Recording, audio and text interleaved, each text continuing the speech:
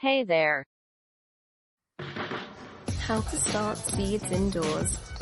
Have you ever wanted to grow your own garden but not had the time or space? Well, now is the perfect time. Gardening provides the opportunity to grow fresh organic produce of your own choosing at home in the convenience of your backyard or even an apartment balcony. Welcome to my channel. Today I'll be discussing how to start seeds indoors. So let's dive in.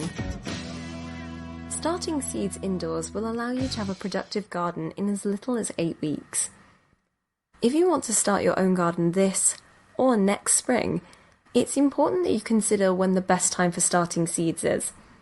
If you wait too long and plant them outside in late summer or fall, they have a higher chance of dying because seedlings are more sensitive than mature plants during transplantation.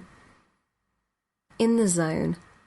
The first step in growing your own organic gardening is figuring out the gardening zone you live in and when your last frost date is. This will help determine which plants are safe to grow outdoors, as well as any preparation steps required before planting. Necessary materials. Seedling containers are the key to successful seed starting. There are many options such as large pots for plant growth, tray sets that make things easy, or cheaper and greener options, such as using recycled containers.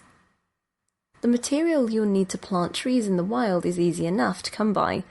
Empty yogurt cups, egg cartons, clamshells, plastic party cups.